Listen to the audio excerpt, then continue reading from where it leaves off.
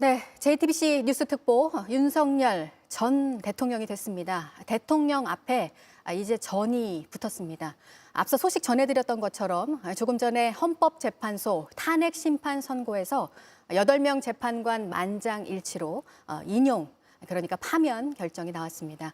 비상계엄이 선포가 됐었던 12월 3일 그날에 대해서 헌재가 어떤 이유로 이런 결정을 내렸는지, 그리고 더 중요한 부분이 될 것 같습니다. 앞으로에 대한 얘기까지 지금부터 JTBC 뉴스 특보로 하나하나 짚어드리도록 하겠습니다. 먼저 선고가 난 뒤에 곳곳에 현장 상황들이 있습니다. 이 상황들 시청자 여러분께 먼저 보여드리고 난 뒤에 얘기 이어가 보도록 하겠습니다. 가장 먼저 가볼 곳은 헌법재판소 앞입니다. 공다솜 기자가 나가 있는데요. 연결해 보도록 하겠습니다. 공다솜 기자, 지난 박근혜 전 대통령 때 그 인명피해를 포함해서 사고들이 좀 있어서요. 이번에는 곳곳에서 지금 철저하게 준비를 하고 있습니다. 조금 전에 선고가 난 뒤에 어떻습니까? 별일이 없는 겁니까? 네, 지금 이곳엔 취재진과 소수의 경찰 인력만 모여 있어 매우 차분한 분위기입니다. 여기 있는 취재진도 생중계로 선고를 지켜봤는데요. 문영배 헌재소장 권한대행이 윤석열 전 대통령을 파면한다는 주문을 읽자 순간적으로 현장에선 짧은 전율도 감돌았습니다. 헌재에서 선고를 지켜본 국민의힘 의원들이 선고 후 어두운 얼굴로 헌재 청사 밖을 걸어나가기도 했는데 이때도 별다른 특별한 소란은 없었습니다. 네, 탄핵을 찬성했던 쪽 그리고 반대했던 쪽 집회는 여전히 계속되고 있는 거죠.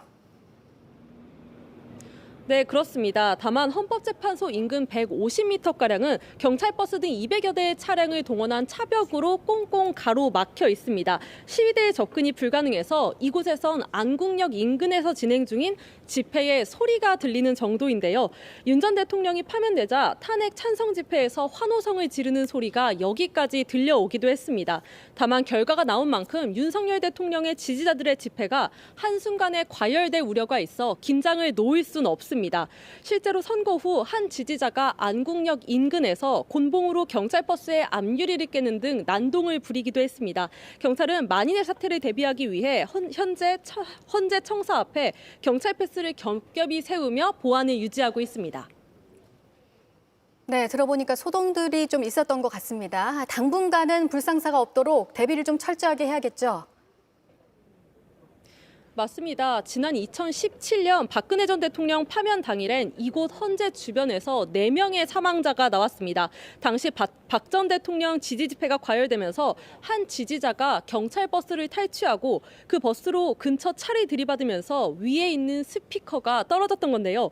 오늘도 집회가 과열될까 하는 우려가 큽니다. 경찰도 지난 2017년 사건 그리고 지난 서부지법 폭동 사태를 반면교사 삼아 오늘 만반의 대비에 나섰다고 하는데 끝까지 상황을 지켜봐야 할 것 같습니다. 지금까지 헌법재판소 정문에서 JTBC 공다솜입니다. 네, 먼저 헌재 분위기 살펴봤고요. 다음으로 가볼 곳은 윤 전 대통령이 지금 있는 곳입니다. 한남동 관저로 가보도록 하겠습니다. 김영민 기자 불러보겠습니다. 김 기자, 여러 번 강조해서 얘기해드리고 있는데 오늘 선고가 나오고 불상사가 없어야 하는 게 중요하기 때문에요. 그곳 상황은 지금 어떻습니까? 네, 한남동 관저 앞에 나와 있습니다. 탄핵 선고가 된 지 2시간 정도가 지났는데 이곳의 긴장감은 여전합니다. 윤 전 대통령 탄핵 소식이 전해지자 지지자들은 사기 탄핵이라며 분노를 표출했습니다. 일부 지지자들은 욕을 하기도 했고 오열하는 사람들도 있었습니다.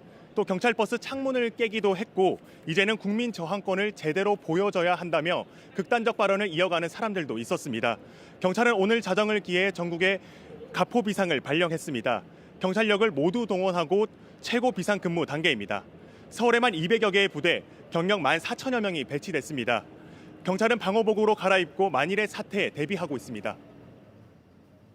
네, 대비는 그렇게 만전을 기해서 그야말로 하고는 있는데 충돌이 생기면 안 되니까요. 그런 소식은 아직 없는 거죠? 네, 아직까지 충돌이 발생했다는 소식은 없습니다. 이곳은 관저를 중심으로 탄핵 찬반 집회가 진행되고 있는데요. 제 위쪽으로는 탄핵 반대 집회가, 아래쪽으로는 찬성 집회가 이어지고 있습니다. 아직 큰 충돌이 있다는 소식은 전해지지 않고 있습니다. 경찰이 워낙 많이 배치되기도 했고 통제도 철저하게 되고 있기 때문입니다. 하지만 탄핵 심판에 분노한 일부 극렬 지지자들이 관저 인근을 돌아다니면서 취재진과 시민들을 위협하고 있어 긴장을 늦출 수는 없는 상황입니다. 네, 그곳에서의 집회가 얼마간은 이어지겠죠? 네, 윤 전 대통령 지지자들의 집회는 오늘 밤 늦게까지 이어질 것으로 보입니다. 언제나 다른 곳에 있던 지지자들도 지금 관저 주변으로 하나둘씩 모이고 있기 때문입니다. 태극기와 성조기를 든 일부 지지자들은 집회 장소에서 벗어나 관저 주변을 돌아다니는 모습도 볼 수 있었는데요. 취재진을 비롯한 경찰과도 마찰을 빚기도 했습니다. 윤 전 대통령이 관저에서 나갈 때까지 이곳 한남동 일대의 혼란은 불가피해 보입니다. 지금까지 관저 인근에서 JTBC 김영민입니다. 네, 이번에는 탄핵 찬성 집회가 이어져 온 곳입니다. 광화문 연결해 보도록 하겠습니다. 이 광화문에는 지금 신진 기자가 나가 있습니다. 신진 기자, 선고가 나고 분위기 어땠습니까? 네, 선고가 11시 22분에 났으니까 지금 1시간 40분 정도 흘렀는데 여전히 시민들은 자리를 뜨지 못하고 있습니다. 네, 어제 저녁부터 새벽달을 보면서 선고를 기다려온 시민들 이 길바닥에서 밤을 지샜는데요. 중계를 굉장히 초긴장 상태로 지켜봤습니다. 그러다 파면 주문이 나오자 서로 얼싸안고 눈물을 흘리고 함성을 터뜨렸습니다. 잠시 들어보겠습니다. 민주주의 우리 다 같이 지켜냈으니까 앞으로 우리가 못할 게 뭐가 있겠습니까? 그렇게 생각해요. 참 과거형으로 말하는 것까지 시간이 오래 걸렸잖아요. 그래서 이긴 다해서 이겼다로 바뀌었을 때 진짜 눈물이 나더라고요. 네, 시민들 얘기도 들어봤는데 그런데 이런 분위기도 있는 것 같습니다. 이제부터가 중요하다. 좀 더 차분하자. 좀 이런 분위기도 읽힌다고요. 네, 맞습니다. 지난 10년 동안 대통령 탄핵이 2번이나 있었다는 건 헌정사의 큰 비극임은 틀림이 없다. 마냥 기뻐하지 말고 차분하게 미래를 그려야 한다는 목소리가 나왔습니다. 누구의 승리도 아닌 민주주의의 승리라는 얘기도 나왔습니다. 잠시 시민들의 얘기를 들어보겠습니다. 우리 젊은 사람들한테 미안하다는 생각도 들었고요. 그래도 우리 선에서 어쨌든 폭력적인 사태 없이 평화조단 문제를 해결할 단초가 된 것 같아서 너무 좋습니다. 네, 평화적으로 해결하자는 시민의 목소리도 들어봤습니다. 역시나 이 집회도 당분간 이어지겠죠. 네, 선고를 지켜본 시민들은 지금은 이제 경복궁 앞으로 모여 있는 상태입니다. 일부는 관저로 갔습니다. 파면이 됐으니 윤석열 대통령은 관저에서 나와라. 이런 목소리를 가까이서 전하겠다는 겁니다. 오늘 저녁 7시에는 서울시청역 인근에서 집회가 열립니다. 또 시민들은 내일 오후에도 광화문으로 모입니다. 지금까지 평화롭게 광장을 지켜낸 시민들 그리고 어수선한 국면 속에서 상처 입은 사람들의 마음을 좀 보듬는 시간을 갖겠다 이런 계획입니다. 지금까지 광화문에서 JTBC 신진입니다. 네, 윤 전 대통령은 승복 메시지가 헌재 선고 전에 있을 것인가 했는데 없었고요. 지금 선고가 난 뒤에도 아직 입장은 나오지 않고 있습니다. 대통령실의 움직임은 그럼 어떤지 역시 연결해서 들어보도록 하겠습니다. 강희연 기자, 윤 전 대통령 입장이 아직 안 나오네요. 네, 맞습니다. 윤석열 전 대통령은 한남동 관저에서 TV 생중계로 선고를 지켜본 걸로 전해지는데요. 아직까지 별다른 입장은 밝히지 않고 있습니다. 대통령 대리인단인 윤갑근 변호사만 선고 직후 기자들을 만나서 법리적으로 납득할 수 없는 결정, 완전히 정치적인 결정이라며 참담하다는 입장을 냈습니다. 상황을 좀 더 지켜본 뒤 윤 전 대통령이 직접 입장을 내거나 변호인단을 통해 메시지를 낼 가능성도 나오고 있는데 여기에 승복 입장이 담길지 주목됩니다. 네, 이게 참 상징적인 부분 가운데 하나인데 봉황기가 내려갔다는 게 지금 상황을 보여주는 것 같습니다. 네, 맞습니다. 우선 이 탄핵 선고 직후인 11시 40분쯤 이 대통령실 청사에 걸린 봉황기가 내려간 상태입니다. 윤 전 대통령의 공식 임기가 시작됐던 2022년 5월 10일 용산 대통령실에 처음 내걸렸던 이 봉황기가 3년 만에 내려간 겁니다. 대통령실도 따로 공식 입장을 내진 않고 있는데요. 다만 헌재의 대통령 파면 선고에 충격을 감추지 못하는 분위기가 읽힙니다. 오늘 아침까지만 해도 한 대통령실 관계자는 취재진에 윤 대통령이 복귀할 걸 대비해서 동선 점검을 비롯해 곧바로 업무 보고를 받을 수 있도록 준비를 다 해둔 상태라고 밝히면서 헌재의 기각 기대감을 드러내기도 했는데요. 하지만 이런 직무 복귀 기대는 무산이 됐습니다. 오늘 결과로 일부 참모들이 사의를 표명할 가능성도 제기되는데 대통령실이 추후 어떤 입장을 밝힐진 좀 더 지켜봐야 할 것 같습니다. 네, 이제 전 대통령이기 때문에 사저로 가야 되게 됐습니다. 그런데 바로 갈 가능성은 그렇게 크지는 않은 것 같고요. 어떻습니까? 네, 그렇습니다. 윤 전 대통령은 한남동 관저를 떠나서 사저인 서초동 아크로비스타로 향할 걸로 전망이 되지만 언제까지 관저를 비워줘야 한다는 규정은 따로 없기 때문에 경호 등을 이유로 관저에 며칠 더 머무를 가능성도 있습니다. 앞서 박근혜 전 대통령은 탄핵 선고 이틀 뒤 청와대를 떠난 바 있는데 대통령실도 그런 전례를 참고하고 있는 걸로 전해집니다. 윤 전 대통령은 향후 사저에서 변호인단과 함께 앞으로 이어질 내란 혐의 수사 대비에 나설 걸로 보입니다.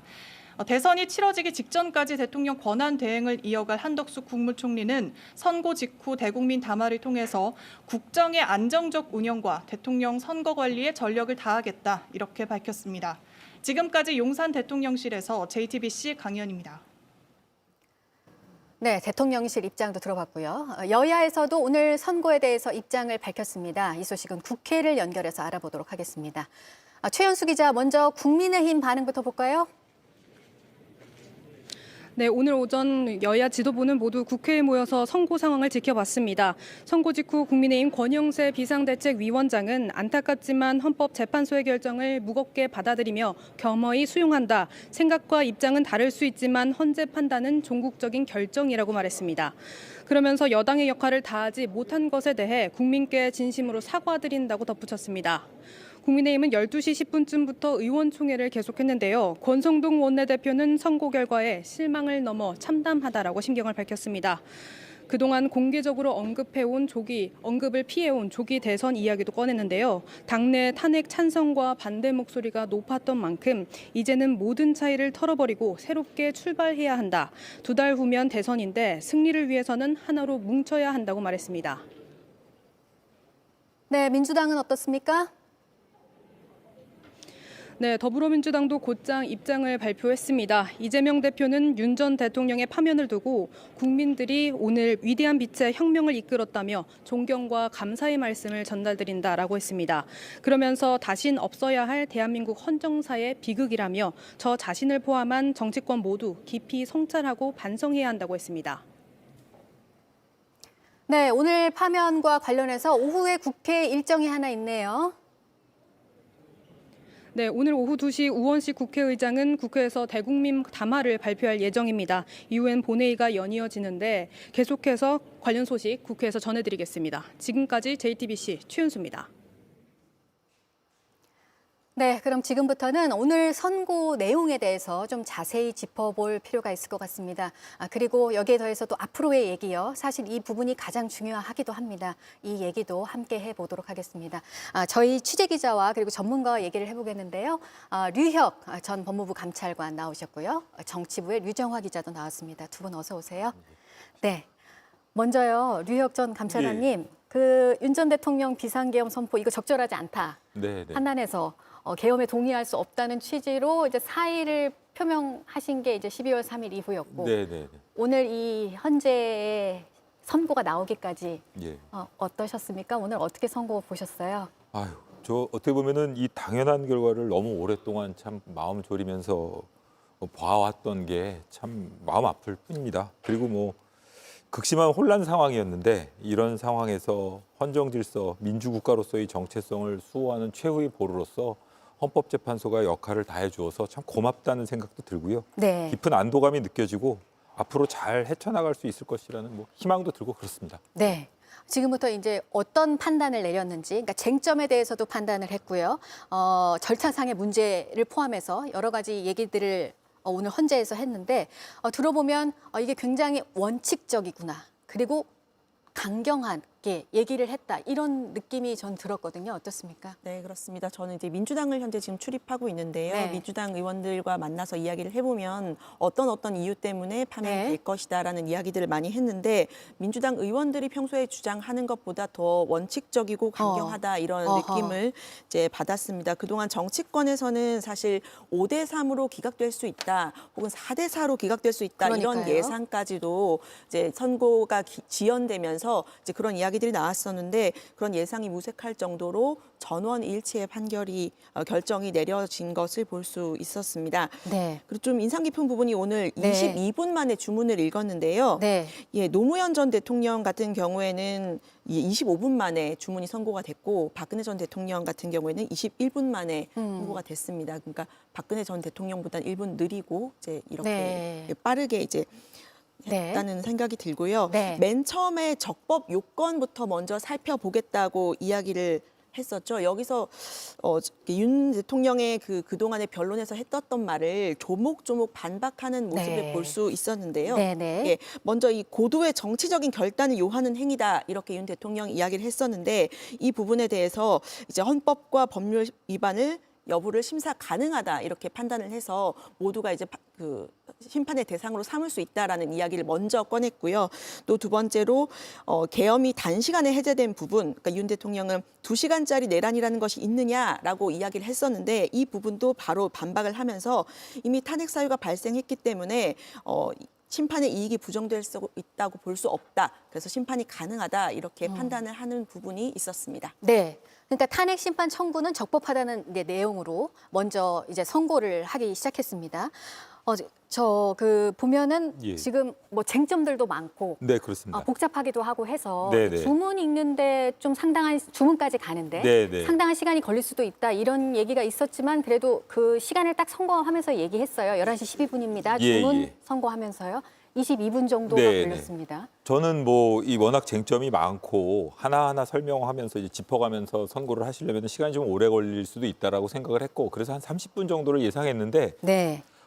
제 예상과는 조금 다르게 22분 한 40초 정도가 걸렸습니다.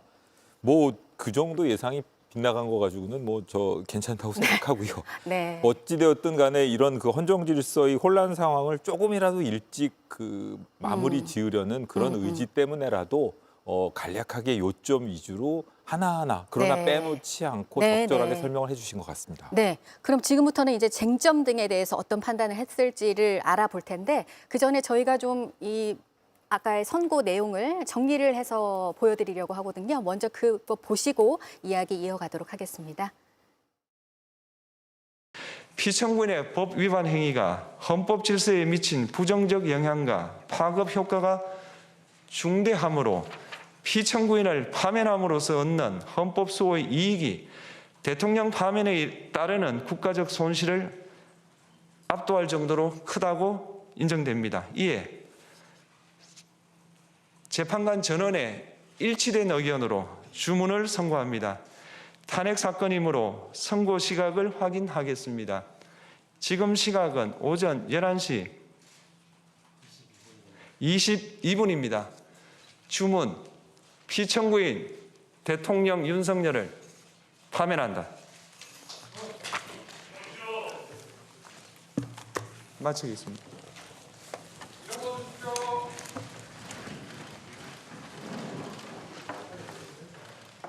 파면한다라고 얘기한 부분을 들었는데, 그러니까 결론부터 얘기하면 피청구인의 법 위반 행위가 헌법 질서에 미친 부정적 영향과 파급 효과가 중대하므로 파면함으로써 얻는 이 부분이 나왔습니다. 박근혜 전 대통령 때도 그랬는데 헌법 수호의 이익이 대통령 파면에 따르는 국가적 손실을 압도할 정도로 크다고 인정한다.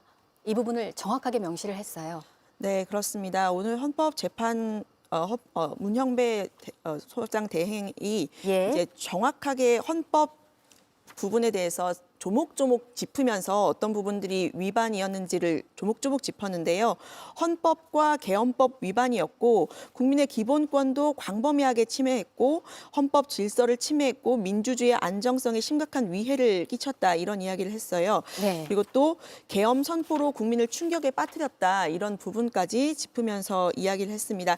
그 첫 번째 이번 그 탄핵 심판의 쟁점은 비상계엄 선포 과정에 대한 부분이었는데요. 네. 먼저 이 실체적으로 그 전시 사변과 이에 준하는 국가 비상사태였는지 계엄에 선포할 만한 요건이 됐는지 이 부분에 대해서 먼저 설명을 했습니다. 이 부분에 대해서는 윤 대통령은 야당의 탄핵 남발로 중대한 위기 상황이기 때문이라고 이야기를 했지만 헌법재판소는 당시에는 이 검사 1인 그리고 방통위원장 탄핵 심판 절차만 진행 중이었기 때문에 탄핵 남발이라고 보기 어렵다. 그리고 윤 대통령이 이 탄핵안에 대해서 거부권을 이미 행사했고 또 공포를 보류해서 효력이 발생하지 않았다라는 점을 좀 들었고요. 또 예산안 삭감 이런 부분들에 대해서도 예결 특위의 의결이 있었을 뿐 본회의 의결이 있었던 것이 아니기 때문에 결정된 것이 아니었다. 결과적으로 그 전시 사변과 준하는 이 국가 비상사태라고 보기 어렵다 이렇게 판단을 했습니다. 또 절차적으로도 국무회의 심의에 대한 부분에 대해서 판단을 했는데요. 윤 대통령이 간략하게 위원들에게 설명한 부분은 인정을 했지만 구체적인 계엄의 내용을 설명하지 않았고 이 위원들의 의견 진술 기회를 주지 않았기 때문에 절차적으로도 위배가 됐다라고 이야기를 했습니다. 네. 그러니까 지금 류정화 기자가 얘기해 준 거는 이 계엄 선포가 정당하게 이루어진 것이냐. 그렇지만 국가의 긴급권을 정당화를 못한 정도의 상황이었다. 그러니까 그럴 정도의 위기 상황이 아니었다.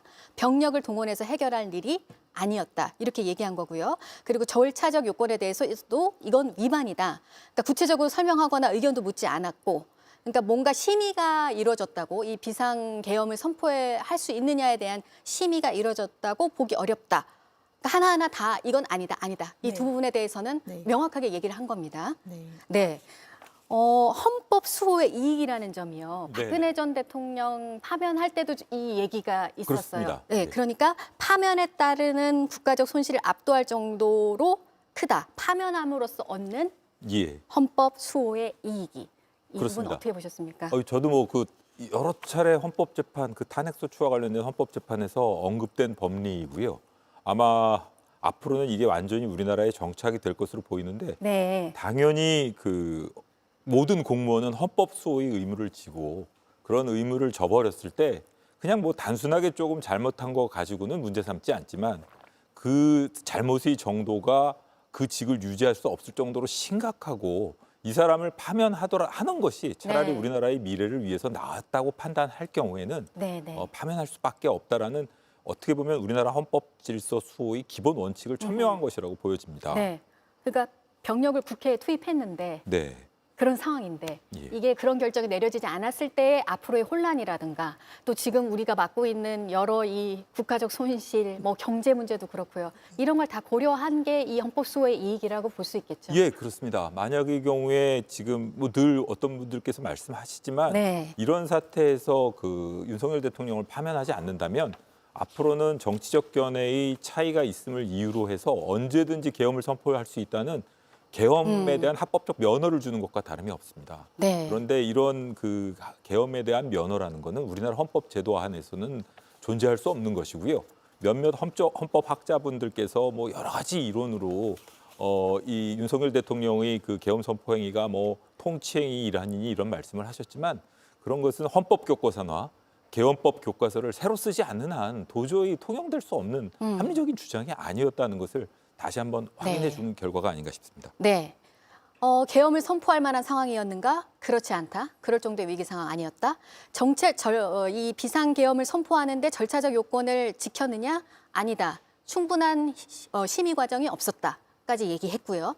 그다음에 이제 나온 부분이 국회에 대한 군경 투입에 대해서였어요. 사실 그 비상계엄이 있었던 날 국민들이 충격을 가장 받았던 장면이 국회 병력이 들어가고 유리창을 부수고 이런 모습이었잖아요. 거기에 대해서도 단호한 판단을 했습니다.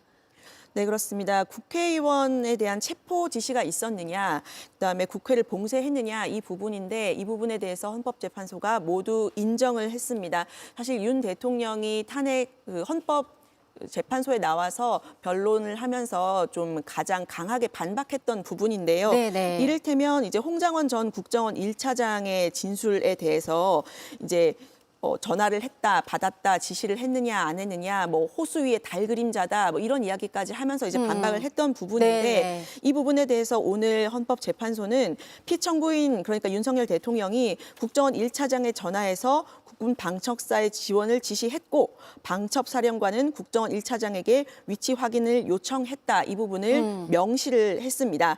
그리고 또 의결 정족수가 채워지지 않은 것 같으니 문을 부수고 들어가서 안에 있는 인원을 끄집어내라 이렇게 이야기를 지시를 한 부분도 인정을 했는데요. 이 부분 역시 윤 대통령이 이제 헌법재판소에 나와서 이제 조지호 경찰청장의 건강상의 문제를 들면서 조금 뭐 진술에 문제가 있는 거 아니냐 이렇게 신빙성을 제기를 했었는데 네. 이 부분도 헌재가 인정을 하면서 모든 부분을 위법하다, 중대한 위법이 있었다고 판단을 했습니다. 네.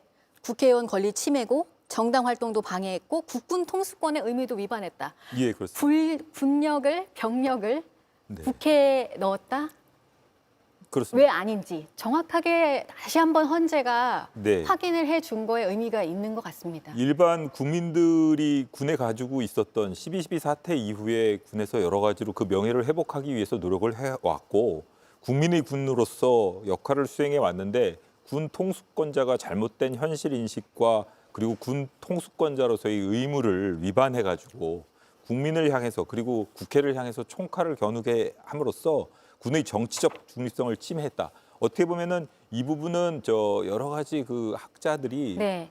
좀 간과하고 넘어왔던 자세하게 지적하지 않았던 부분이기도 한데요. 아, 예. 예, 그런데도 불구하고 헌법재판소에서 이렇게 특별히 군의 정치적 중립성, 명예감을 고려해서 이런 규정을 넣어줬고 네. 어떻게 보면 이번 사태로 인해서 우리나라의 국방을 책임지는 군의 사기가 많이 저하됐는데 그런 점을 고려해서 이런 규정을 특별히 좀 자세하게 설치하지 않았나 이런 생각도 해봅니다. 네. 알겠습니다. 이 부분은 좀 의미가 크다. 네, 네, 이 국회 병력 진입에 대해서 헌재가 이렇게 봐준 점의 의미에 대해서도 류혁정 감찰관께서 설명을 또 다시 한번 해주셨습니다.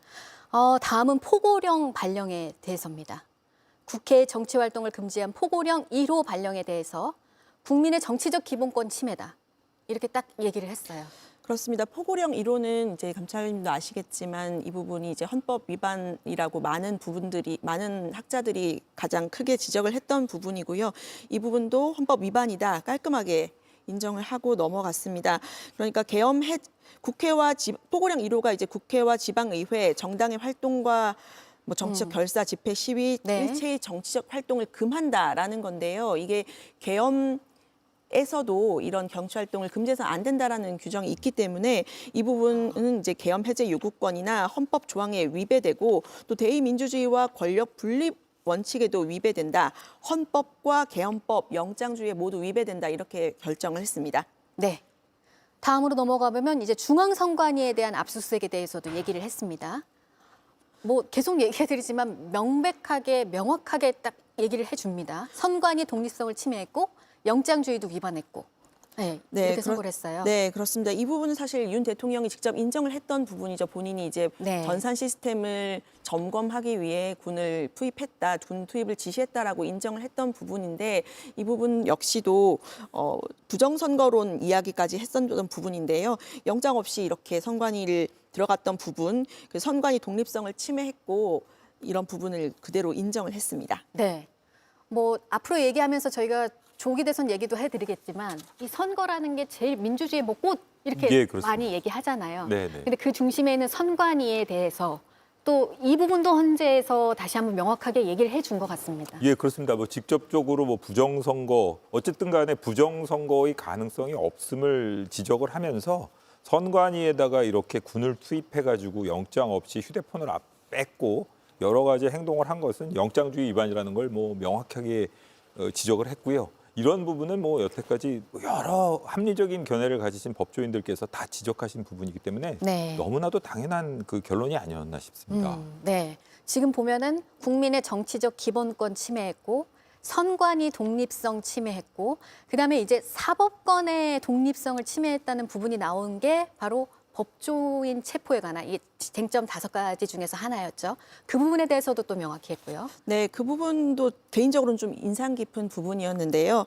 그러니까 법조인에 대해서, 그러니까 예를 들면은 이재명 대표에 대한 무죄 판결을 내렸던 그런 법조인에 대한 위치를 확인했던 부분에 대해서 어떻게 판결을 결정을 할 것이냐, 이걸 관심사였는데, 이제 퇴임한 지 얼마 되지 않은 전 대법원장, 전 대법관도 대상에 포함되어 있었다는 점을 지적을 하면서 이게 현직 법관들로 하여금 이런 체포 대상이 될 수 있다는 압력을 받게 하기 때문에 사법부의 독립을 침해했다. 말하자면 삼권 분립, 권력 분립의 원칙에 위배됐다라고 지적을 했거든요.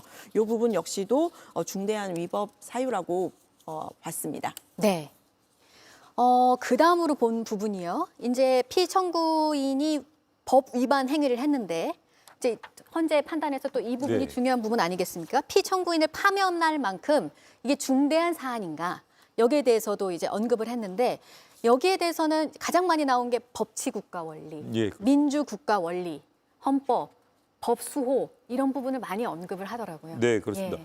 저는 사실 저 판결 선고를 들으면서 잠깐 좀 긴장했던 부분 중에 하나가 네. 뭐 그런 상황에서 대통령으로서 뭐 좀 압박감을 느끼고 그럴 수도 있었던 것으로 보인다라고 하기에 존중은 뭐 이게 한다. 예. 그렇죠. 그래서 설마 이렇게 생각했는데 그러나라는 표현 이후에 그러나 그렇다고 해서 대통령이 최후의 수단으로도 볼 수 없는 군 투입이라는 방법으로 이런 문제를 해결하고 들었다는 점은 네. 법치국가의 원리나 헌법 국가에서 절대로 용납할 수 없는 중대한 헌법 위반 행위다. 그 부분이 이런 가장 핵심 내용이었던 것 같아요. 그런 것 정치 같습니다. 중에서도. 네. 그리고 뭐 또 여러 가지 궤변들을 여러 가지 주장들을 늘어놓았지만 그런 부분들도 하나하나 뭐 저 헌법재판소에서 짚고 언급을 해주셔서 참 그 어떻게 보면 당연히 짚어야 될 법률적 쟁점은 거의 다 언급한 그런 결정문이 아니었나 싶습니다. 네, 지금 류혁전 감찰관님도 언급을 했지만 유정화 기자, 그러니까 야당의 전횡이라고 인식을 해서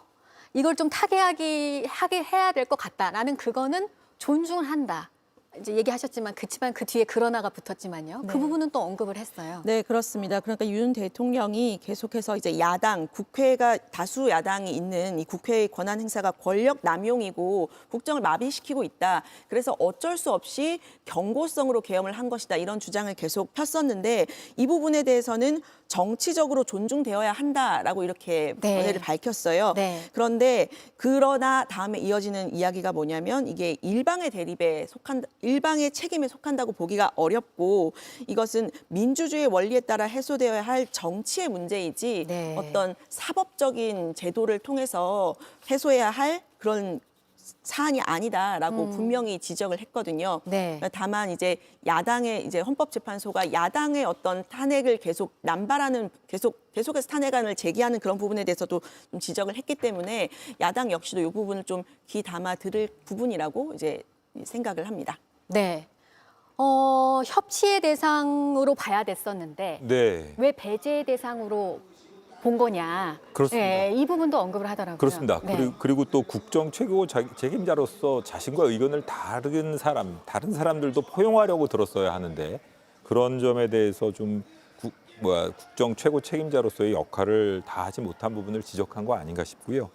어쨌든 간에 국민 전체의 봉사자로서의 대통령의 역할도 한번 그런 헌법적 의미를 다시 한번 설명한 것이라서 타당한 판결 선고 내용인 것으로 보입니다. 네, 지금 시청자 여러분께서 화면으로 보시고 있는 저곳은요. 이 시각 현재 한남동 전 대통령 윤석열 전 대통령 관저 앞입니다. 지지자들이 모여서 지금 집회를 하고 있는 모습인데 화면으로 보기에는 뭐 과격하거나 그런 모습은 보이지 않고요. 모두 앉아서 지금 집회를 진행하고 있는 그런 모습 보이고 있습니다. 계속해서 오늘 선고 내용을 좀 짚어보도록 하겠습니다. 그러면서 이런 부분을 또 많이 언급했어요. 국민의 충격, 국민이 받았을 충격, 그리고 정치, 경제, 외교 면에서의 또 여러 혼란들, 네. 이런 부분도 언급을 했습니다. 그렇습니다. 사실 지금 이 사태로 인해서 가장 큰 피해를 입은 사람들은 국민들입니다. 사실 이 사태로 혼란스러워하고 이 사태로 인해서 불안해하고 여러 가지로 뭐 사회, 정치, 경제적으로 어려운 상황에서 대통령의 리더십 없이 약 4달 동안 지내왔다는 것은 우리나라 입장으로서도 상당히 좀 불행한 사태가 아닌가 싶습니다. 그런 점에 대해서도 헌법재판소에서는 지적을 하고 빨리 우리나라의 그 믿음, 신뢰받을 수 있는 리더십을 복원하기 위해서라도 본인들이 파면 결정을 내릴 수밖에 없다라는 그런 절박한 심정을 표현한 문구가 아닌가 싶습니다. 네. 그리고 저는 뭐 이렇게 제 개인적인 의견을 말씀드려도 될지 모르겠지만 이 부분이요. 국민 모두의 대통령은 국민 모두의 대통령이기 때문에 국민 모두의 대통령으로서 자신을 지지하는 국민을 초월을 해서 통합을 시켜야 될 책임이 있다.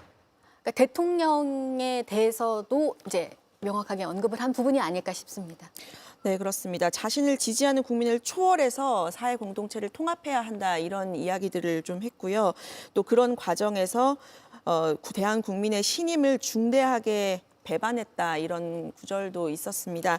사실 윤 대통령이 이제 헌법 재판소에서 변론하는 과정에서도 국민들에게 이 계엄에 대해서 미안하다라는 부분은 아주 소극적으로 하거나 하지 않거나 이렇게 이야기를 했고요. 헌법재판소 그 결정에 대해서 승복을 하겠다 이런 입장도 아직은 밝히지 않았지만 본인들의 지지자들에 대해서는 이제 격려하는 그런 메시지를 낸 바가 있잖아요. 네. 그런 부분들을 봤을 때 헌재에서 이 사회 공동체를 통합시켜야 할 책무를 지적한 부분도 의미가 있다는 생각이 듭니다. 네. 그러면서 이제 재판관 전원의 일치된 의견으로 주문을 선고합니다. 탄핵 사건이므로 선고 시각 11시 22분 확인하고 주문 피청구인 대통령 윤석열을 파면한다. 아까 들으신 대로 이러면서 선고를 이제 내렸습니다. 이 선고가 나오고 사실 걱정은 저희가 이 방송 준비하면서 제가 또 주변 분들이랑 얘기하기도 했지만 이게 끝일까요? 오늘 선고가 끝일까요? 이런 얘기를 하더라고요. 그러니까 걱정하는 부분이 그거잖아요. 이걸 받아들이는 거. 네. 정치권에서 승복하겠다고 얘기를 했지만 과연 그럴까 싶기도 했고. 근데 오늘 이 파면 결정이 나오고 정치권에서 또 입장을 밝힌 게 있었습니다. 먼저 권영세 그 발언 내용부터 먼저 보시고 다음 이재명 대표까지 들어보도록 하겠습니다. 존경하는 국민 여러분, 안타깝지만 국민의힘은 헌법재판소의 결정을 무겁게 받아들이며 겸허하게 수용합니다. 생각과 입장이 다를 수 있겠지만 헌법재판소의 판단은 헌정 질서 속에서 내린 종국적인 결정입니다. 우리는 이 결정을 존중하는 것이 민주주의와 법치주의를 수호하는 길임을 굳게 믿습니다. 우리 사회가 성숙한 민주국가로 한 걸음 더 나아가는 과정이라고 생각합니다. 무엇보다 먼저 국민 여러분들께 진심으로 사과드립니다. 여당으로서의 역할을 다하지 못한 데 대해 책임을 통감합니다. 민주당이 국회를 장악한 상황에서 반복되는 의회 폭주와 정치적 폭거를 제대로 막아내지 못한 점도 반성합니다. 이번 사태로 많은 국민들이 느끼셨을 분노와 아픔에 대해서도 무겁게 인식하고 있습니다. 국민 여러분들께서 주시는 비판과 질책 모두 달게 받겠습니다. 국민 여러분, 지금 우리 사회는 또 한 번의 큰 고비를 마주하고 있습니다. 어떤 경우에도 폭력이나 극단적인 행동이 있어서는 안 됩니다. 평화와 질서 속에서 위기를 극복해야 합니다. 분열과 갈등을 멈추고 시위와 공동체 회복의 길로 나아가야 합니다. 그것이 진정 대통령과 나라를 위하는 길이라고 생각합니다. 무엇보다 국정 안정이 중요합니다. 국민의힘은 혼란을 수습하고 헌정 질서가 흔들리지 않도록 대통령 권한대행 체제가 안정적으로 운영될 수 있도록 저희에게 주어진 헌법적 책무를 다하겠습니다. 정치의 본령은 국민을 섬기는 것입니다. 미증유의 위기 속에서도 국민의힘이 국가의 버팀목이 될 수 있도록 끝까지 책임을 다하겠습니다. 감사합니다. 헌법을 파괴하며 국민이 맡긴 권력과 총칼로 국민과 민주주의를 위협한 윤석열 전 대통령에 대한 파면이 선고됐습니다. 위대한 국민들이 위대한 민주공화국 대한민국을 되찾아 주셨습니다. 계엄군의 총칼에 쓰러져간 제주 4.3, 광주 5.18 영령들이, 총칼과 탱크 앞에 맞선 국민들이, 부당한 명령을 거부한 장병들의 용기가 오늘 이 위대한 빛의 혁명을 이끌었습니다. 대한민국 민주공화정을 지켜주신 국민 여러분, 진심으로 존경과 감사의 말씀을 드립니다. 현직 대통령이 두 번째로 탄핵된 것은 다시는 없어야 할 대한민국 헌정사의 비극입니다. 저 자신을 포함한 정치권 모두가 깊이 성찰하고 책임을 통감해야 될 일입니다. 더 이상 헌정 파괴의 비극이 반복되지 않도록 정치가 국민과 국가의 희망이 되도록 최선을 다하겠습니다.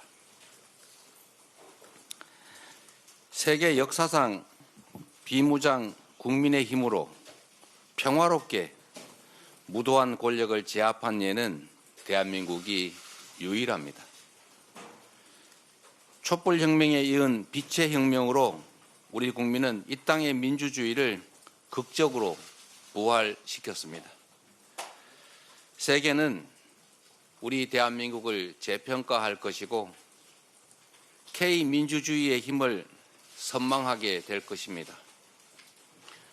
우리가 힘을 모으면 국제사회의 신뢰를 신속하게 회복하고 오히려 위기를 기회로 만들 수 있습니다.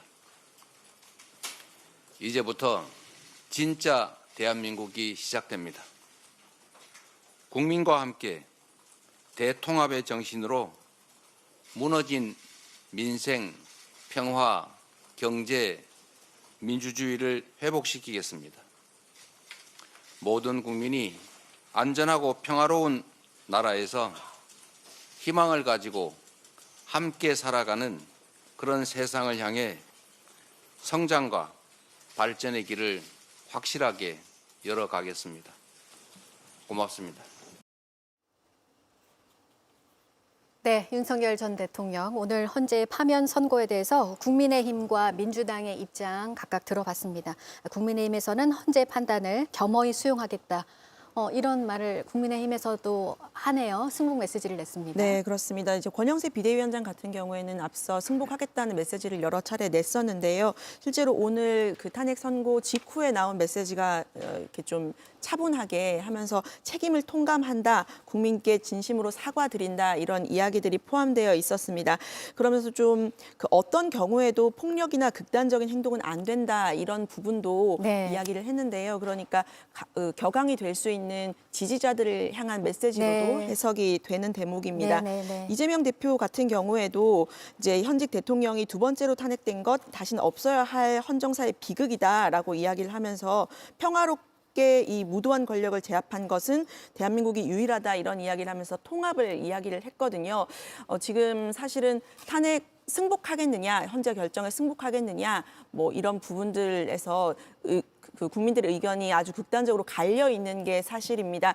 잠깐 CG 혹시 띄워주시면 지금 그 헌법재판소의 탄핵 심판에 대한 신뢰도 이제 어제 바로 나왔던 신뢰도 여론조사인데요. 신뢰한다는 여론이 46%, 신뢰하지 않는다는 여론이 46%로 동일했습니다. 예, 그리고 이게 신뢰한다는 비율이 좀 떨어진, 지난주보다는 조금 떨어진 수치였거든요. 그래서 팽팽하기 때문에 어떤 결론이 나와도 좀 승복하기가 어렵지 않을까라는 이제 이야기들이 있었는데, 지금 일단 정치권에서는 한 톤 낮춘 좀 차분한 메시지들이 나왔기 때문에 네. 예, 오늘 좀 이 결과에 좀 승복할 수 있는 그런 나라의 분위기가 좀 조성이 되었으면 좋지 않겠는가 생각을 해봅니다. 네, 이 승복하고 가는 분위기 그렇게 네. 갈 수 있을까요? 어떻게 보세요? 저 헌법재판소의 결정에 불복하는 방법은 우리나라 헌법질서 테두리 안에서는 없습니다.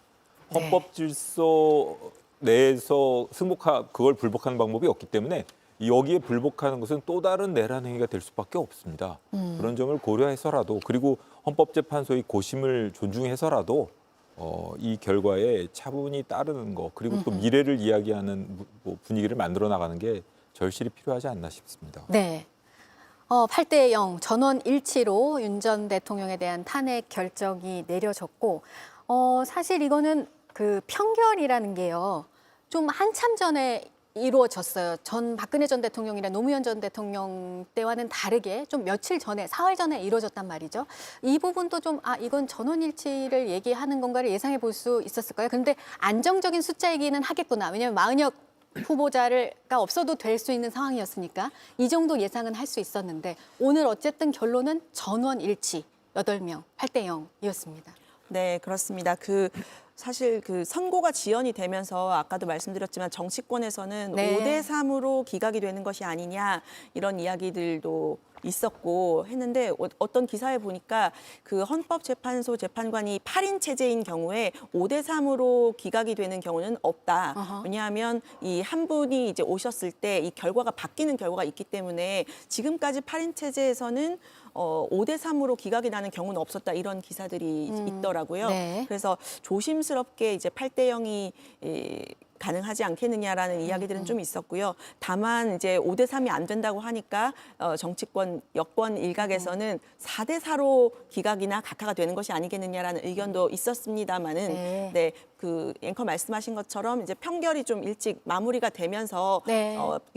이제 주문만 좀 다듬는 것이 아니냐 네, 하면서 이제 네. 결정이 이미 된 것 같다, 이런 이야기들이 좀 있었습니다. 네, 그러니까 역대 대통령 탄핵 심판 가운데 가장 긴 기간이 걸렸고, 사실 네. 지지난주부터 이번 주 아니냐 했는데 또 넘어가고 또 예, 넘어가면서 그러면 이게 무슨 일일까, 이런 예상도 많고 혼란도 많고 사실 그랬습니다. 오늘 결국 전원일치 결정이 나왔지만요. 예, 그렇습니다. 네. 사실 지난번 노무현 대통령이나 박근혜 대통령 때는 그 사건 말고는 다른 사건이 전혀 없는 상황이었고, 이번에는 아마 헌법재판소의 업무 부담이라던가 이런 것도 참 많았던 거로 보입니다. 그리고 비록 선고 요지문은 아주 짧지만 법률적 쟁점이 지금 언급된 것만 하더라도 박근혜 대통령 때보다는 많습니다. 네. 그런데 그걸 짧게 요약을 해서 설명을 했을 뿐이지 더 많기 때문에 네. 그런 점에 대해서 하나하나, 그리고 또 보충 의견도 2군데에서 나오지 않았습니까? 네. 증거법칙 관련해서 네. 또는 한 회기 내에 탄핵소추 의결 횟수를 제한하는 것이 어떻겠냐 하는 정혁식 재판관님의 보충 의견, 이렇게 2개가 나온 걸 보면 어쨌든 결론에 있어서는 제가 말씀드릴 수 있는 것은 오늘 헌법재판소 재판 결과를 보면 여러 가지 추론이 있고 바깥에선 걱정하시는 분들이 많았습니다. 하지만 헌법재판소는 흔들리지 않고 자신들의 일정에 따라서 처음부터 만장일치였고, 결국 결론에 있어서도 만장일치 결론을 내렸을 것으로 추론하고, 그게 합리적 추론인 것 같습니다. 네, 알겠습니다. 윤석열 전 대통령에 대한 오늘 헌재의 선고, 만장일치로 나온 탄핵 인용, 파면 선고 소식을 전해드리고 있습니다. 잠시 뒤에는요, 앞으로에 대한 이야기를 이어가도록 하겠습니다. 잠시 뒤에 뵙겠습니다. Nabien and magic? A pleasant home, it all starts from the kitchen. 나비엔이 시작합니다. 기술과 매직으로. 나비엔 매직. 잘 만났죠? 어른들에게 벤포베레스가 왜 필요하냐고? 체력 저하, 육체 피로, 신경통. 벤포벨 S로 한 번에 패스. 빠르게 회복하고 오래 지속되는 어른들의 피로 회복제 벤포벨 S. 1년에 딱 한 번 코에이 페스타. 정수기, 공기청정기, 연수기 비데, 전기레인지, 그리고 매트리스, 안마의자까지 쓰고 싶었던 가전과 가구를 싹! 역대급 할인가로 만날 기회. 이 모든 것 반값으로 누리시길. 코웨이 페스타.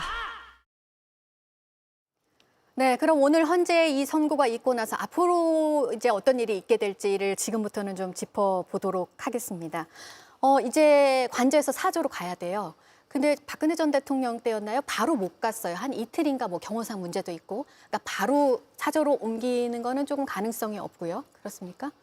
네, 일단 지금으로서는 어떻게 할지 정확히 나오지 않은 상태인데요. 네. 일단 인용에 대한 일단 입장도 아직 밝히고 있지 않잖아요. 네. 그리고 제가 취재를 했을 때는 대통령실 내부에서는 기각이나 각하가 될 가능성도 강하게 이제 염두에 두고 있었기 때문에 네. 인용이 될 경우에 이제 어떻게 뭐 예를 들면 구체적으로 이사를 할지 이런 부분들 아직은 좀 정해지지 않았을 가능성이 있습니다. 그래서 박근혜 전 대통령 같은 경우에 인용 이틀 만에 청와대에서 삼성동 관저로 갔었는데 윤 대통령 역시 이 관저를 떠나서 서초동 사저로 즉시 이제 가야 되는데 이제 경호상의 문제나 네. 뭐 질서 유지나 이런 부분들을 들어서 며칠 걸릴 가능성이 있습니다.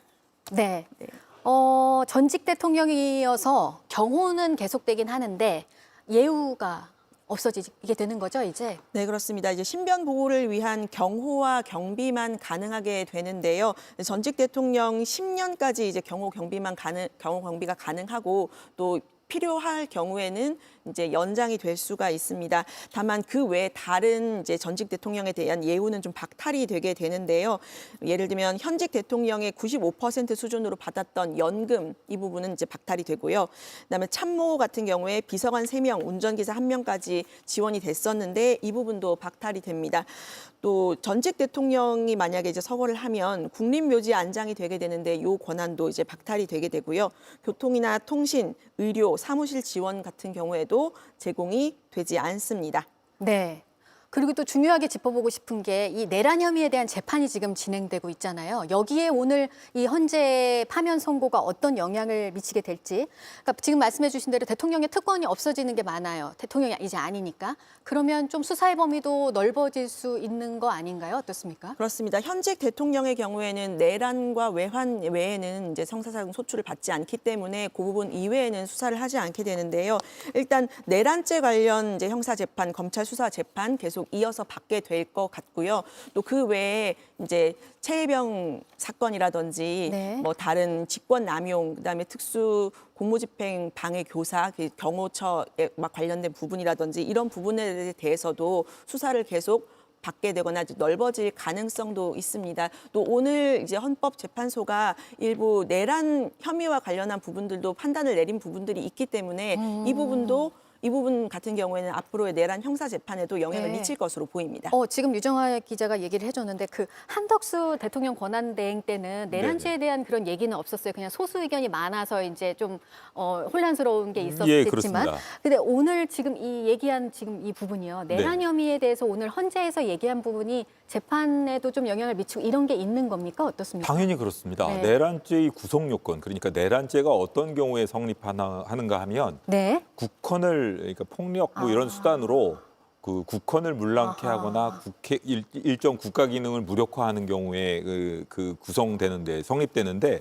이번에 판결문을 보면 네. 그 예전에 12.12 판결문에서의 그 법리를 그대로 차용해 와서 기본적으로 계엄 선포의 실체적 요건, 절차적 요건이 모두 다 흠결되었다. 그러므로 계엄 선포는 부적법하고 헌법 파괴 행위다. 그리고 국회의 기능을 무력하게 하기 위해서 군을 투입한 것도 명백히 인정된다. 이렇게 사실 인정을 했기 때문에 네. 당연히 앞으로 형사 재판에 있어서의 내란죄 인정. 사실 헌법 위반을 판단하는 최고의 최종 기관은 헌법재판소입니다. 네. 거기서 헌법재판소에서 헌법 침해 행위를 저질렀다고 판단한 이상 그 부분 법리 판단에 있어서만큼은 재판부도 어느 정도 확실하게 쉽게 헌법 질서 파괴 행위 내란의 일부 구성 요건을 인정할 수 있을 것으로 보입니다. 네. 지금 그 내란 혐의에 대한 형사 재판이요. 1차 공판기일이 14일, 다다음 주 월요일로 당장 잡혀 있는 거죠? 네. 네. 그렇습니다. 이제 거기서 이제 원래 받았던 그 형사 재판 그 계속 이어갈 거고요. 네. 또 탄핵안 인용이 됐기 때문에 지금 중요한 게 조기 대선 모드로 돌입을 하게 됩니다. 이 헌법상에 따르면 60일 이내에 대선을 치러야 하는 상황이거든요. 그래서 이 월요일이나 그 금요일은 이런 부분들은 좀 연휴 주말과 이어져 있기 때문에 투표율 사안을 고려를 하면 6월 3일이 조기 대선이 될 가능성이 지금으로서는 높아 보이는데요. 네. 예, 당장 이제 오늘부터 예비 후보 등록할 수 있다 이런 기사가 지금 나오고 있습니다. 네. 그래서 4월 초에는 이제 대선 후보 등록을 하고 5월 초에는 각 당별로 경선 후보 선출을 한 다음에 이제 그 5월 말경 29일 30일 주말에는 사전 투표를 하고 6월 3일에 본 투표를 아마 하지 않겠느냐 이런 일정들이 지금 나오고 있습니다. 다만 요거는 이제 선고 후 10일 내에 국무총리가 지정을 하기 때문에요. 한덕수 국무총리가 조만간에 입장을 밝히지 않을까 싶습니다. 네. 이재명 민주당 대표와 관련해서는 또 지금 민주당 대표도 재판을 받는 게 있기 때문에 그 일정도 또 봐야 되잖아요. 대법원 선고도 남아 있고. 네, 일단은 2심 공직선거법 2심이 이제 컸는데 그게 지난주에 선고가 났기 때문에 무죄 결정이 이제 났고 3심 대법원 선고가 지금 남아 있는 상황인데요. 이제 이 부분은 이제 3개월 안에 633 원칙에 따라서 3개월 이제 지난주 3월 26일 이후 3개월 안에 이제 내야 된다라는 게 이제 규칙상으로 이렇게 되어 있는데 그 기간에 대선이 치러지게 되면 이제 대법원 선고가 언제 나올 것이냐 만약에 대선이 치러져서 만약에 당선이 된다면 대법원 선고는 나와야 하느냐 중단돼야 하느냐 사실 이런 법률적인 쟁점들도 있어가지고요. 이 부분은 조금 지켜봐야 될 부분인 것 같습니다. 네. 어쨌든 이런 비상계엄이라는 일을 비상계엄 선포라는 일을 겪고 이제 헌재 판단이 나오고 이제 치러지게 되는 조기 대선이어서 네, 좀 움직임이 좀 달라야 될 것 같기도 하고 마음도 달라야 될 것 같기도 하고요. 어떻게 보시나요? 저는 뭐 법률적인 측면에서 조금 네. 전에 말씀하셨던 이재명 대표 그 3심 그 부분에 대해서 좀 말씀을 드리자면 네. 어저께 국민의힘 쪽에서 대법원에서 파기 자판을 해야 된다. 대법원의 경우에는 법률심이기 때문에 통상적으로 그냥 파기 환송만을 하고 파기 자판을 하는 경우는 거의 없습니다. 다만 파기 자판이 불가능하지는 않아서 통상적으로 기록만 가지고 판단이 가능한 경우에는 파기 자판을 합니다.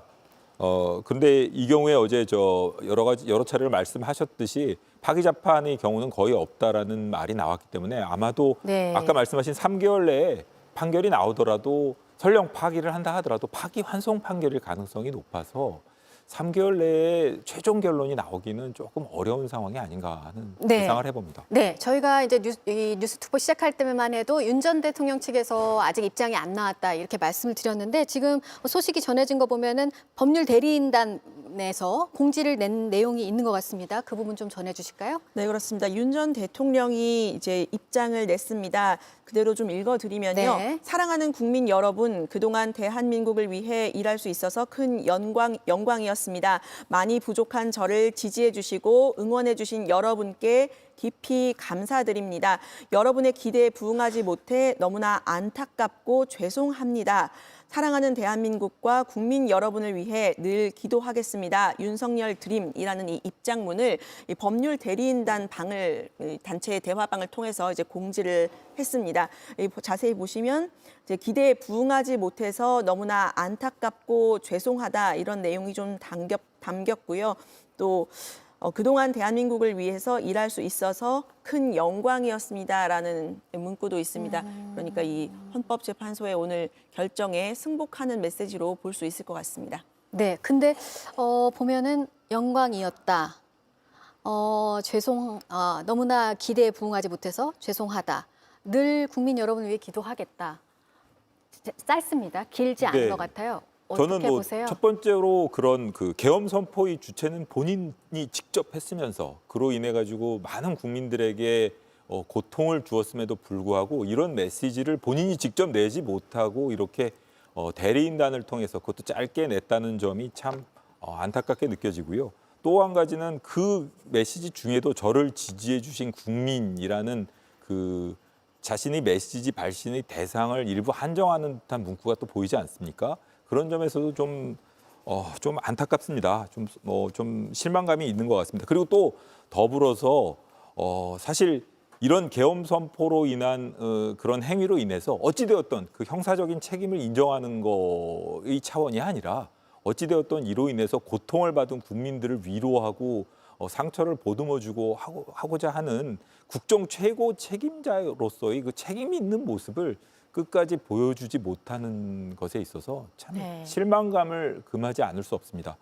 말 표현은 실질적으로 뭐 어쩔 수 없이 승복한다는 표현을 썼는지 모르겠지만 결국은 마음속 내심에서는 승복하고 있지 않다는 표현을 이렇게 간접적으로 한 거 아닌가라는 좀 혹독한 비판을 좀 해봅니다.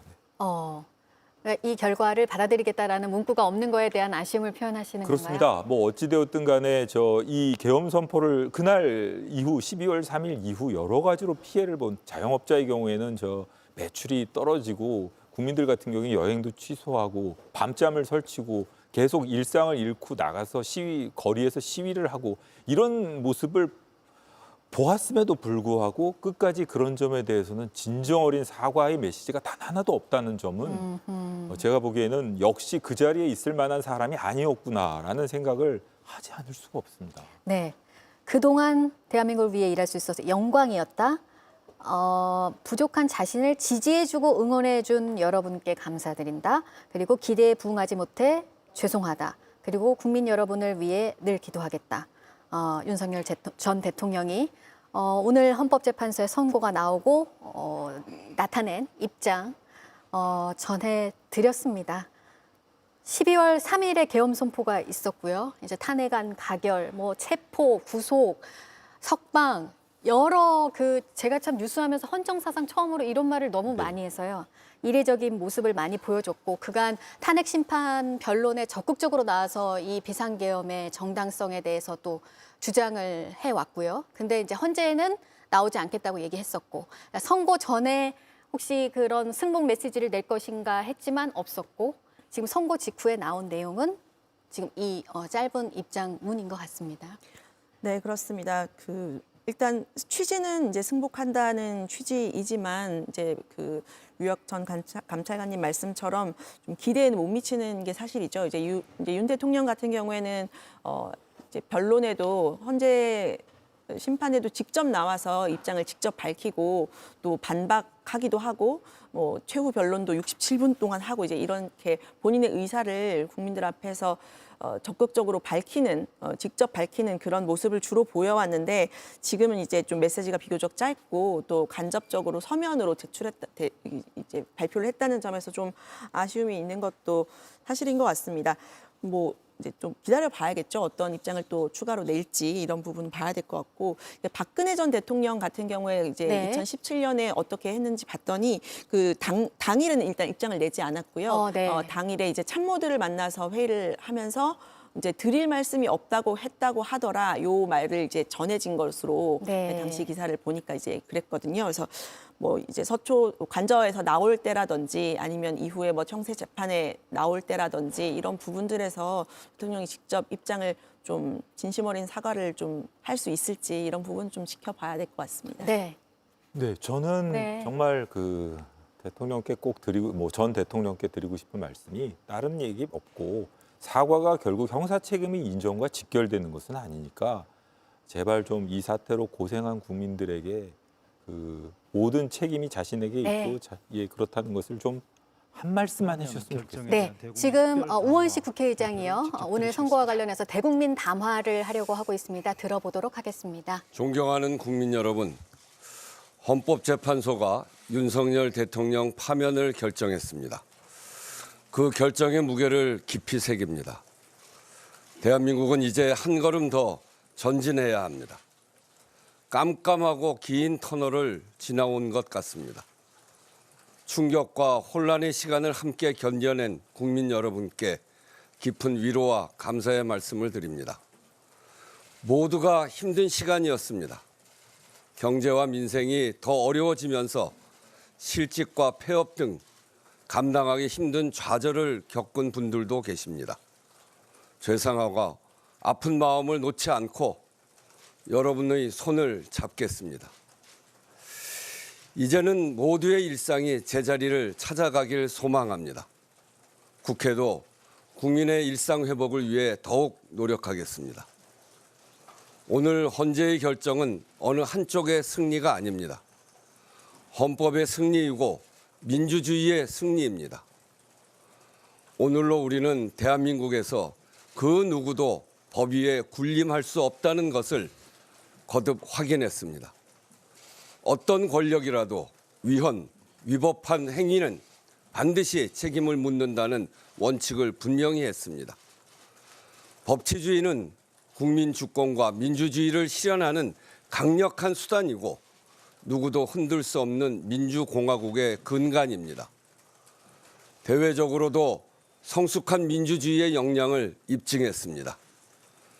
충격적인 상황에서도 헌법 절차에 따라 민주적이고 평화적인 방법으로 헌정 질서를 바로 세웠습니다. 놀라운 민주주의 회복력을 전 세계에 보여주었습니다. 대한민국은 권력이 국민을 위해서 바르게 행사되도록 통제하는 제도적 역량, 국민적 역량이 강한 나라입니다. 나아가 역사에도 중요한 이정표를 세웠습니다. 대한민국 헌정사는 국민 주권을 확립하고 확대해온 역사입니다. 그 도도한 물결을 거스르려는 시도는 반드시 실패합니다. 오늘의 결정은 후대에 엄중한 본보기를 남김으로써 대한민국을 더 단단한 민주국가로 이끌 것입니다. 역사적 비극이 반복되지 않도록 우리를 인도할 것입니다. 그리고 무엇보다 국민 여러분의 용기와 헌신이 오늘을 이끌었습니다. 주권자 국민이 있어 대한민국은 민주주의입니다. 위대한 국민이 있어 대한민국은 이제 새로운 단계로 나아갑니다. 그러나 국민 여러분, 우리 앞에는 여전히 많은 과제가 있습니다. 지난 4개월 우리 사회는 크게 분열하고 갈등했습니다. 민생의 고통은 더욱 커졌습니다. 미 행정부의 상호관세 부가조치 발표로 글로벌 관세 전쟁은 현실이 되었습니다. 대외 신인도와 경제 성장률 하락 위험이 커졌습니다. 경제가 활력을 찾고 민생이 안정되기까지 얼마나 걸릴지 누구도 장담하기 어렵습니다. 결국 국민이 겪게 될 어려움입니다. 마음이 무겁습니다. 국회부터 중심을 잡겠습니다. 현재로서 국회는 민주적 정통성을 가진 유일한 헌법기관입니다.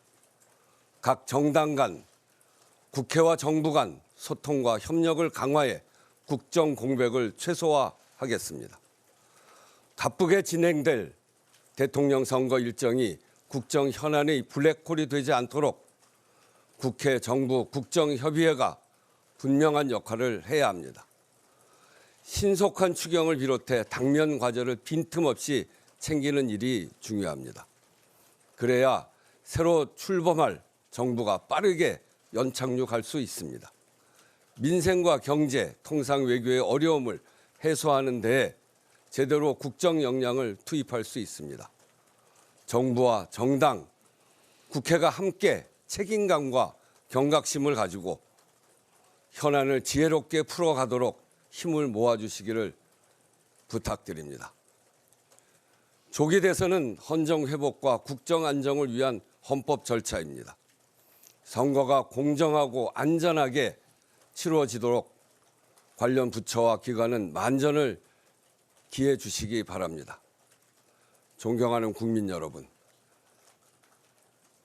지금 대한민국에 해결해야 할 가장 중요한 문제는 극단적인 갈등과 분열을 해소하는 것입니다. 상처가 깊고 아픕니다. 회복하고 치유하는 길이 아니면 앞으로 나아갈 수 없습니다. 오늘의 결정이 대한민국의 새로운 전기가 되도록 함께 합시다. 나라를 걱정하는 마음에는 좌우가 없습니다. 성별도, 계층도, 지역도, 세대도, 종교도 없습니다. 그러나 모든 마음을 모으기 위해서 꼭 필요한 것이 있습니다. 의견이 달라도 서로를 존중하고 우리 모두가 대한민국 국민이라는 사실을 잊지 않는 것입니다. 혐오와 적대, 배제와 폭력을 단호히 거부하는 것입니다. 이것이 대한민국이라는 공동체를 지키는 길이고 통합의 출발입니다. 특별히 각 정당과 정치권에 요청합니다. 정치적 입장의 차이와 갈등을 헌법과 법률의 틀 안에서 해소하고 다양성을 경쟁력으로 승화시키는 것이 정치가 해야 할 일입니다. 대립과 갈등, 분열을 부추기는 일체의 행위를 중단합시다. 극단적 대결의 언어를 추방합시다. 당장은 표를 더 얻는 것처럼 보이겠지만 정치 기반과 사회 신뢰를 무너뜨리는 것입니다. 태도가 리더십입니다. 지도자들부터 포용과 연대의 모범을 보여주십시오. 통합의 리더십으로 지칠 대로 지친 국민의 마음에 위안이 되어주기를 간곡히 바랍니다. 존경하는 국민 여러분, 이제 대한민국은 새로운 출발선에 섰습니다. 국민의 뜻이 모인 길이 대한민국이 나아가는 길이 될 것입니다. 우리에게는 식민 지배와 분단, 전쟁과 독재의 캄캄한 터널을 뚫고 산업화와 민주화를 동시에 이뤄낸 저력이 있습니다.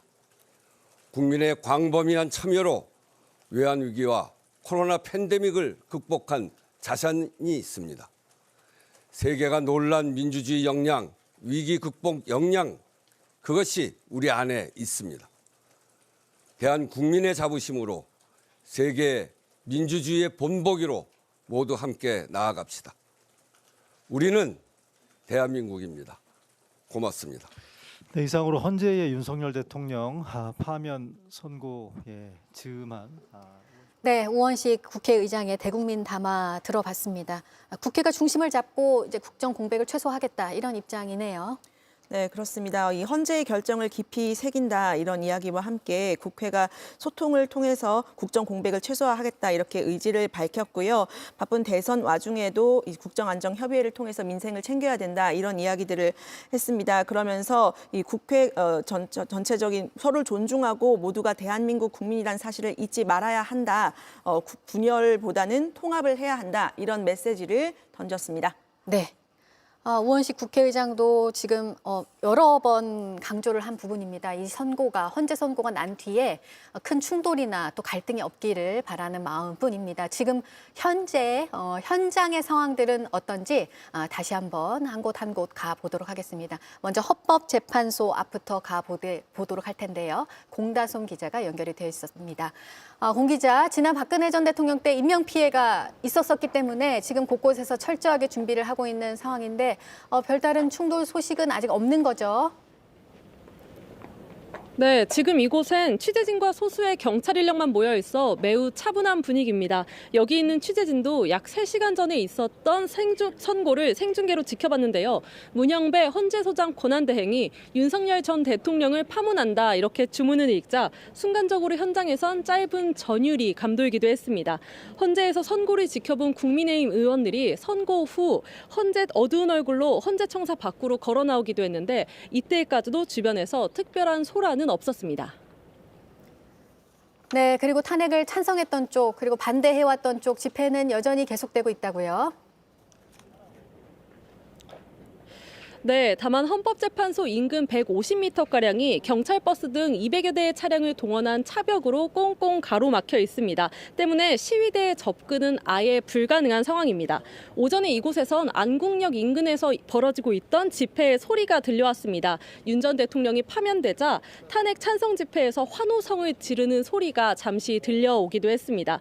하지만 결과가 나온 만큼 윤석열 전 대통령의 지지자들의 집회가 한순간에 과열될 우려가 있어 긴장의 끈을 놓을 수는 없습니다. 선고 후 실제 한 지지자가 안국역 인근에서 곤봉으로 경찰버스의 앞유리를 깨는 등 난동을 부리기도 했습니다. 만일의 사태를 대비하기 위해 현재 헌법재판소 정무는 여전히 경찰 패스를 겹겹이 세워 방어 태세를 유지하고 있습니다. 네, 지금 공다솜 기자도 얘기를 했지만 당분간은 이런 불상사가 없게 대비를 철저하게 해야 될 것 같습니다. 현장에서요. 네, 맞습니다. 지난 2017년 박근혜 전 대통령 파면 당일엔 이곳 헌재 주변에서 4명의 사망자가 나왔습니다. 당시 박 전 대통령 지지 집회가 과열되면서 한 지지자가 경찰 버스를 탈취하고 그 버스로 근처 차량을 들이받으면서 스피커가 떨어져 발생한 사고였습니다. 오늘도 집회가 과열될까 하는 우려가 여전히 남아 있습니다. 경찰도 지난 2017년 사건 그리고 지난 서부지법 폭동 사태를 반면교사 삼아 오늘 만반의 대비에 나선다고 했는데 조금 더 지켜봐야 할 것 같습니다. 지금까지 헌법재판소 앞에서 JTBC 공다솜입니다.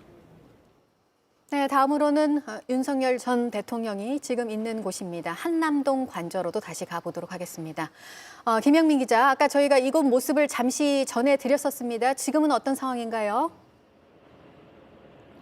네, 저는 한남동 관저 앞에 나와 있습니다. 탄핵 선고가 된 지 약 3시간 정도가 지났는데 이곳의 긴장감은 여전합니다.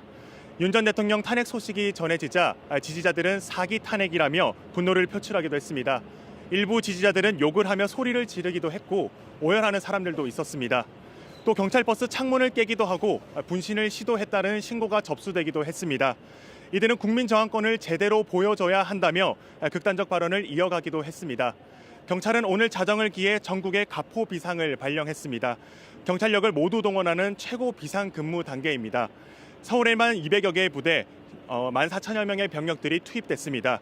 경찰은 방호복으로 갈아입고 만일의 사태에 대비하고 있습니다. 네, 대비는 그렇게 철저하게 하고 있기는 한데 충돌이 생기면 안 될 텐데요. 그런 소식은 없는 거죠? 네, 그렇습니다. 아직까지 큰 충돌이 발생했다는 소식은 전해지지 않고 있습니다. 이곳은 관저를 중심으로 탄핵 찬반 집회가 진행되고 있는데 제 위쪽으로는 탄핵 반대 집회가, 제 아래쪽으로는 탄핵 찬성 집회가 열리고 있습니다. 아직 큰 충돌이 있다는 소식은 전해지지 않고 있습니다. 경찰이 워낙 많이 배치되기도 했고 통제도 철저하게 되고 있기 때문입니다.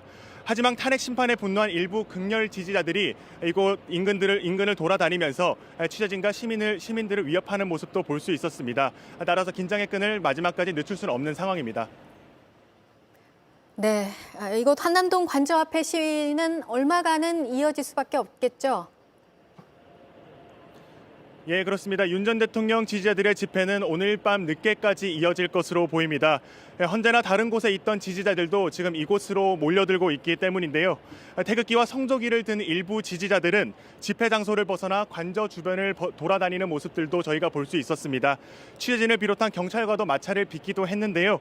윤 전 대통령이 관저에서 나갈 때까지 이러한 혼란은 계속될 것으로 보입니다. 지금까지 한남동 관저에서 JTBC 김영민입니다.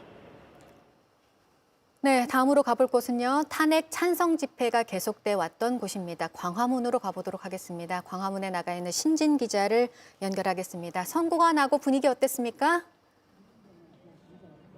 네, 어젯밤부터 이 길바닥에서 새벽달을 보면서 선고를 기다린 시민들 이 초긴장 상태로 중계를 지켜봤습니다. 파면 주문이 나오자 함성이 터져 나왔습니다. 눈물을 흘렸고 또 서로 얼싸안았습니다. 잠시 이야기를 들어보겠습니다. 민주주의 우리 다 같이 지켜냈으니까 앞으로 우리가 못할 게 뭐가 있겠습니까? 그렇게 생각해요. 참 과거형으로 말하는 것까지 시간이 오래 걸렸잖아요. 그래서 이긴 다해서 이겼다로 바뀌었을 때 진짜 눈물이 나더라고요. 네, 한편에서는 또 이제부터가 중요하니까 좀 더 차분할 필요가 있다. 이런 목소리가 나오기도 했다고요. 네, 지난 10년 동안 대통령 탄핵이 2번이나 이뤄진 것은 이 헌정사에 굉장한 비극임은 틀림이 없다. 마냥 기뻐하기보다는 차분하게 미래를 그려나가야 한다는 목소리도 나왔습니다. 그 누구의 승리도 아닌 민주주의의 승리였다. 이런 이야기도 나왔습니다. 잠시 들어보겠습니다. 우리 젊은 사람들한테 미안하다는 생각도 들었고요. 그래도 우리 선에서 어쨌든 폭력적인 사태 없이 평화조담 문제를 해결할 단초가 된 것 같아서 너무 좋습니다. 네, 역시나 이 집회도 당분간은 이어지겠죠? 네, 선고를 지켜본 시민들은 경복궁 앞으로 몰려왔고요. 또 일부는 관저로 이동을 했습니다. 이 관저 앞에서 대통령이 파면이 됐으니 이제 얼른 나와라, 이런 목소리를 전하겠다는 겁니다. 지금은 대부분의 시민들이 빠진 상태이고 그리고 농성하던 천막들도 철거를 하는 중입니다. 다만 오늘 저녁 7시 서울시청역에서 다시 집회가 열리고요. 내일 오후에도 시민들은 광화문으로 모입니다. 평화롭게 광장을 지켜온 시민들, 그리고 이 어수선한 국면 속에서 상처를 입은 사람들을 조금 보듬는 시간을 갖겠다, 이런 계획입니다. 지금까지 광화문에서 JTBC 신진입니다. 네, 앞서 윤석열 전 대통령이 오늘 헌재 선고 이후에 낸 입장 저희가 조금 전에 전해드렸는데요. 이 내용은 용산 대통령실을 다시 한번 연결해서 다시 한번 짚어보도록 하겠습니다. 강혜연 기자, 윤석열 전 대통령이 낸 조금 전 입장 다시 한번 짚어볼까요? 네, 윤 전 대통령이 탄핵 선고 2시간 반 정도 지나서 법률 대리인단을 통해 입장을 냈습니다. 윤 전 대통령은 그동안 대한민국을 위해 일할 수 있어서 큰 영광이었다며 많이 부족한 저를 지지해주고 응원해준 여러분께 깊이 감사드린다고 했습니다. 그러면서 기대에 부응하지 못해 안타깝고 죄송하다며 사랑하는 대한민국과 국민 여러분을 위해 늘 기도하겠다고 짧은 메시지를 남겼습니다. 다만 입장문엔 이 선고 결과에 대해서 승복하겠다, 이런 입장은 담기지 않았습니다. 앞서 윤 전 대통령 측 대리인단인 윤갑근 변호사도 선고 직후 기자들을 만나서 법리적으로 납득할 수 없는 결정, 완전히 정치적인 결정이라며 참담하다는 입장을 냈는데요. 이 선고 결과에 반발하는 듯한 모습을 보인 바 있습니다. 이런 가운데 오전 11시 40분쯤엔 대통령실 청사에 걸려있던 대통령을 상징하는 봉황기가 조용히 내려갔습니다. 윤 전 대통령의 공식 임기가 시작됐던 2022년 5월 10일 용산 대통령실에 처음 내걸렸던 봉황기가 3년 만에 윤 대통령 취임 1061일 만에 내려간 겁니다. 네, 이제 봉황기도 내려갔고 전 대통령이기 때문에 사저로 가야 합니다. 그런데 바로 가지는 못할 거라고요. 네, 그렇습니다. 윤 전 대통령은 한남동 관저를 떠나서 사저인 서초동 아크로 비스타로 향할 걸로 전망이 되지만 언제까지 관저를 비워줘야 한다, 이런 규정은 따로 없기 때문에 경호 등을 이유로 관저에 며칠 더 머무를 가능성도 있습니다. 앞서 박근혜 전 대통령은 탄핵 선고 이틀 뒤에 청와대를 떠난 바 있죠. 윤 전 대통령은 향후 사저에서 변호인단과 함께 앞으로 이어질 내란 혐의 수사 대비에 나설 걸로 보입니다. 네, 윤 전 대통령 오늘 파면이 됐기 때문에 앞으로 달라지는 것들이 있습니다. 이 부분도 정리를 좀 해볼까요? 네, 윤 전 대통령은 파면됐지만 여전히 국가의 경호를 받습니다. 경호처는 윤 전 대통령이 요청할 경우에 이 대통령 전용기와 헬리콥터, 또 차량 등 이동 수단을 지원할 수도 있는데요. 다만 임기를 다 채운 대통령은 경호처의 경호를 최장 15년간 받을 수 있는 데 비해 파면된 대통령은 그 기간이 최장 10년으로 단축됩니다. 또 전직 대통령 기념 사업에 대한 국가 예산을 지원받을 수 없고 또 국립현충원에 안장될 자격도 잃게 됩니다. 지금까지 용산 대통령실에서 JTBC 강연입니다. 네, 대통령실까지 가봤고요. 우원식 국회의장의 대국민 담화 내용을 저희가 앞서 전해드렸는데 여야에서 나온 오늘 선고에 대한 반응도 들어보도록 하겠습니다. 이 소식은 국회를 연결해서 알아보겠습니다. 최연수 기자, 먼저 국민의힘 반응부터 볼까요? 네, 오늘 오전 여야 지도부는 모두 국회에서 선고 상황을 지켜봤습니다. 국민의힘 권영세 비상대책위원장은 안타깝지만 헌법재판소의 결정을 겸허히 수용한다라고 말했고요. 생각과 입장은 다를 수 있지만 헌법재판소의 판단은 종국적인 결정이라고 말했습니다. 그러면서 여당 역할에 대해 다하지 못한 것에 대해서는 진심으로 사과드린다라고도 말했습니다. 국민의힘은 12시 10분부터 계속해서 의원총회를 하고 있는데요. 권성동 원내대표는 선고 결과에 실망을 넘어 참담하다라고 심경을 밝혔습니다. 그동안 공개적으로 언급을 피해온 조기 대선도 언급을 했는데요. 당내에 탄핵 찬성과 반대 목소리가 맞섰던 만큼 권성동 원내대표는 이제는 모든 차이를 털어버리고 새롭게 출발해야 한다. 2달 뒤면 대선인데 승리를 위해서는 하나로 뭉쳐야 한다. 이렇게 밝혔습니다. 네, 민주당은 어떻습니까? 네, 더불어민주당도 곧장 입장을 발표했습니다. 이재명 대표는 윤 전 대통령의 파면을 두고 국민들이 오늘 위대한 빛의 혁명을 이끌었다며 존경과 감사의 말씀을 드린다라고 전했습니다. 그러면서 다신 없어야 할 대한민국 헌정사의 비극이라고 말했는데 저 자신을 포함한 정치권 모두 깊이 성찰하고 반성해야 한다고도 말했습니다. 네, 조금 전에 말씀드린 대로 우원식 국회의장의 대국민 담화가 있었습니다. 이 부분도 정리해 볼까요? 네, 말씀하신 대로 방금 우원식 국회의장은 국회에서 대국민 담화를 발표했습니다. 우원식 의장은 이번 파면이 헌재의 승리이고 민주주의의 승리다 이렇게도 말했는데요. 이후엔 본회의가 연이어 이어집니다. 계속해서 국회 상황 말씀드리겠습니다. 지금까지 국회에서 JTBC 최윤수입니다. 네, 현장 상황들 봤습니다. 윤석열 전 대통령에 대한 오늘 헌재 파면 선고에 대해서 JTBC 뉴스 특보 잠시 뒤에 이어집니다. 전신을 각각 움직여 깊숙한 곳까지 마사지하는 건 아무나 할 수 없다. 전신을 더 움직여서 더 깊숙하게. We Move. 헬스케어 로봇 바디프렌드. 메디컬 파라오. 메디컬 파라오는 목, 허리, 추간판 탈출증 치료를 위해 견인하는 정형용 견인장치이자 요추와 골반 주변 근육을 정위치로 교정하는 정형용 교정장치입니다. 메디컬 파라오. 갱년기. 정말 ER 하나로, 작은 ER 하나로 안전하게 하루 하나를 만드는 변화. 갱년기 정도평가지수 11가지 항목 개선. 갱년기엔 ER 하나. 신발의 능력을 더블로 끌어올리기 위해 두 개의 공이 만든 폭발적인 반발력. 더블 리액트. 아이더. 네, 오늘 헌재 선고 짚어드렸습니다. 류혁 전 감찰관 그리고 류정화 기자 두 분 잘 들었습니다. 수고하셨습니다. 네, 대통령은 국민 모두에 대해서 모든 걸 초월해서 통합을 해야 할 의무가 있고 갈등과 대립은 다른 방법이 아니라 민주주의 원리에 따라 해소해야 한다는 걸 오늘 헌법재판소는 다시 한번 확인을 해줬습니다. 이어지는 오후 4시 오대영 라이브에서 오늘 파면된 윤 전 대통령에 대한 헌재 선고 소식 또 전해드리도록 하겠습니다. JTBC 뉴스 특보 끝까지 함께해 주신 여러분 고맙습니다.